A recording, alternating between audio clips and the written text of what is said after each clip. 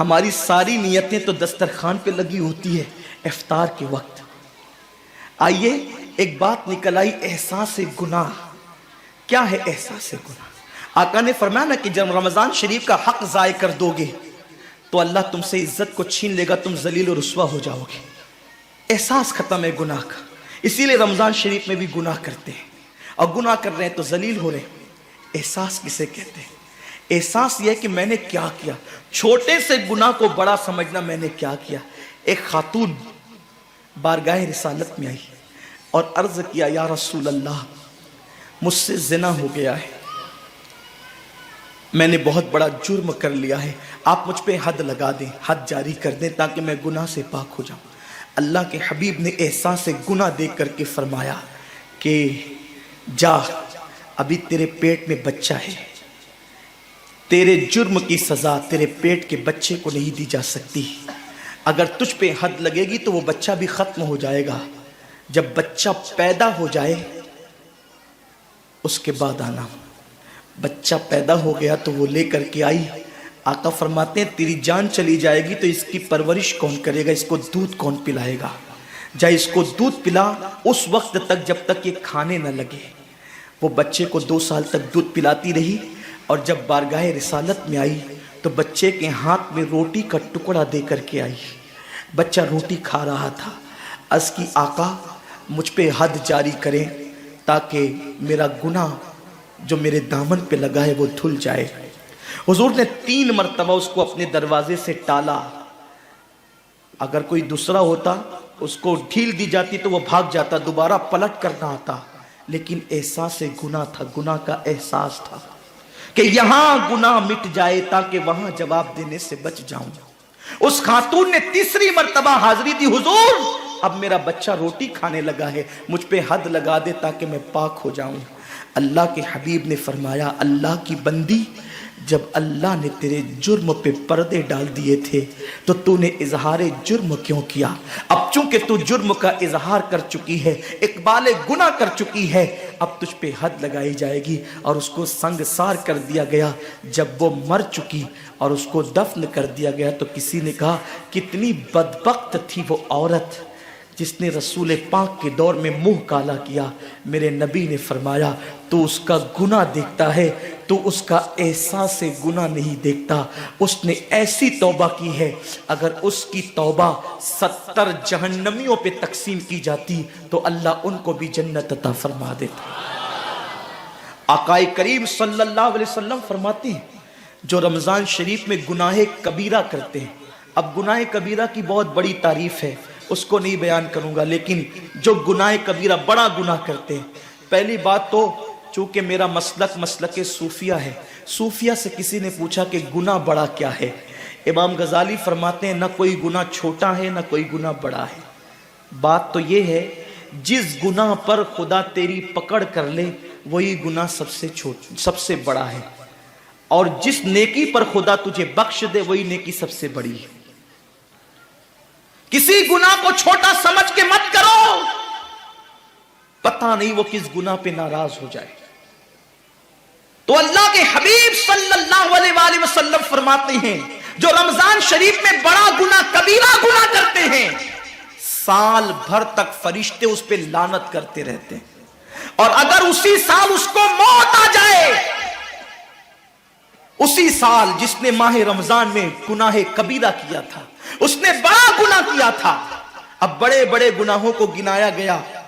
مثال کے طور پر کسی عورت پر غلط نیت سے نظر ڈالنا یہ گناہ کبیرہ ہے. جھوٹی قسم کھانا یہ گناہ کبیرہ ہے. ناپ تول میں کمی کرنا یہ گناہ کبیرہ ہے.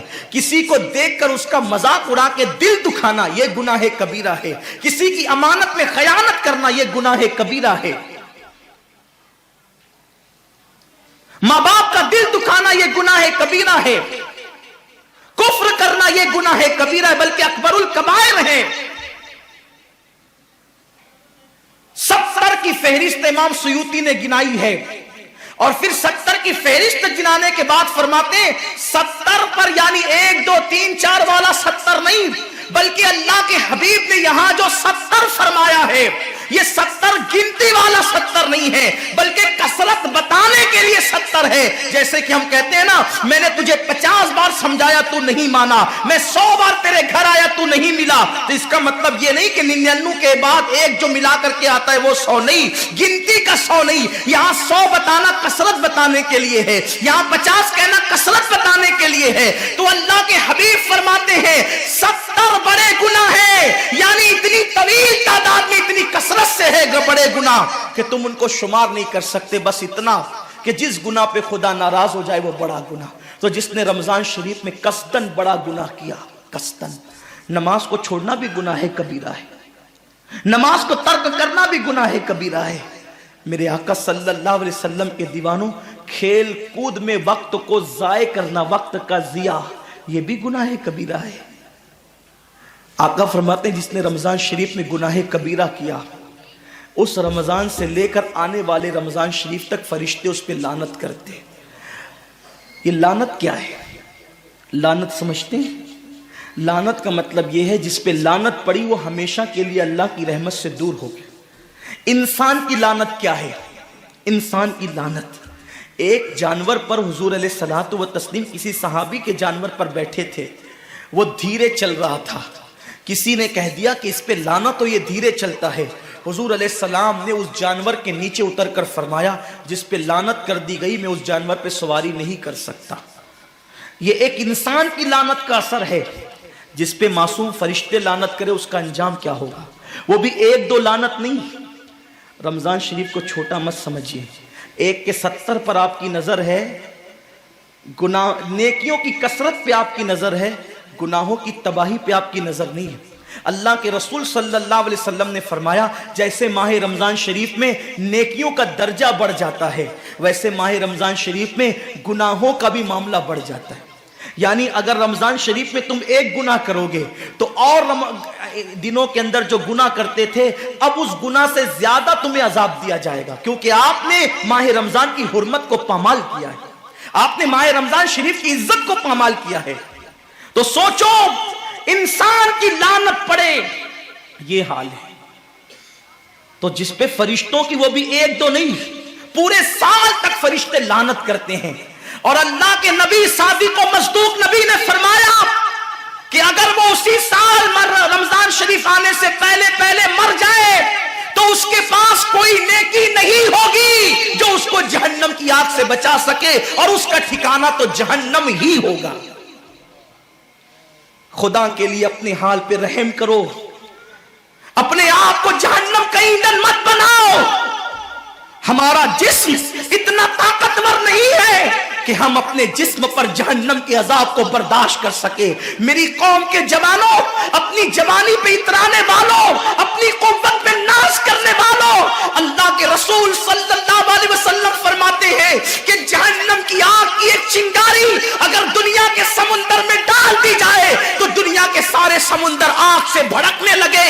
उस चिंगारी को, वो जहन्नम की चिंगारी को समुंदर ठंडा नहीं कर सकते, बल्कि समुंदर को वो एक चिंगारी भड़का देगी और समुंदरों के अंदर आग लग जाएगी। जो एक चिंगारी सारे समुंदर को भड़का दे, अल्लाह अकबर, उस जहन्नम के अंदर ये छोटा सा वजूद, जो छोटी सी, अल्लाह अकबर, अगर बत्ती के चटके को बर्दाश्त नहीं कर सकता, जो चिराग की लौ की तेज को, जो चिराग की लौ की हरारत को बर्दाश्त नहीं कर सकता, जो सिगरेट के चटके पर बेकरार हो जाता है, ये छोटा सा वजूद जब जहन्नम के अंदर दाखिल किया जाएगा उस वक्त इस वजूद का क्या होगा? मेरे आका मुस्तफा जान रहमत फरमाते हैं कि जब पहाड़ों को जहन्नम में डाला जाएगा तो पहाड़ ऐसे पिघलने लगेंगे जैसे नमक को पानी में डालने से नमक पिघलने लगता है। मेरे भाइयों, खुदा के लिए अपने हाल पर रहम करो, अपने आप को जहन्नम का ईंधन मत बनाओ। अल्लाह अकबर, तरावी के वक्त में पैर फैलाकर मोहल्लों में बैठने वालों, रोजों के वक्त में छुप छुपा कर खाने वालों, अल्लाह की गैरत को चैलेंज मत करो। अल्लाह के हबीब ने फरमा दिया कि जो गुनाह कबीरा रमजान शरीफ में करेगा साल भर फरिश्तों की लानत होगी। आप कहते हैं मुसलमान कलमा पढ़ता है, मुसलमान नबी का गुलाम है, मुसलमान नबी पे जान कुर्बान करने के लिए तैयार है, इतनी मुसीबतों में क्यों है, इतनी तकलीफों में क्यों है, क्यों तबाह हो रहा है मुसलमान? अरे जिस पर फरिश्ते पूरी साल साल लानत करे वो कौम तबाह न होगी तो क्या होगा? उस कौम के घर न जलेंगे तो क्या होगा? उस कौम की बेटियों की आबरू न लूटेगी तो क्या होगा? वो कौम गुर्बत की चक्की में न पिसेगी तो क्या होगा? आओ सच्ची तौबा कर लो, तौबा के दरवाजे खुले हुए हैं, अपने गुनाहों का एहसास कर लो, नादिम होकर कुदरत की बारगाह में पलट जाओ। मेरा रब फरमाता है फफिर्रू इलल्लाह, कहां जा रहे हो? दौड़ो अल्लाह की तरफ, पलटो अल्लाह की तरफ। बड़े से बड़ा पापी अगर खुदा की तरफ एहसास गुनाह लेकर, निदामत के आंसू लेकर अल्लाह की बारगाह में पलटा है तो अल्लाह ने उसको मगफिरत का परवाना अता किया है। मेरे रब का वादा है जो मेरी बारगाह में पलटते हैं मैं उनको लौटाता नहीं हूं, मैं उनको माफ कर देता हूं। सबकत रहमती अला गदबी, मेरी रहमत मेरे गजब पे सबकत ले गई है। वो रब जो 70 माओं से ज्यादा प्यार करता है, उम्मत की तबाही का इतना ही ख्याल है तो हम रमजान शरीफ का एहतराम क्यों नहीं करते? हम रमजान शरीफ का एहतमाम क्यों नहीं करते? क्यों हम अल्लाह की इबादत की तरफ नहीं आते? आओ अपने गुनाहों का एहसास लेकर खुदा की बारगाह में पलटो ताकि तबाही से बच जाओ।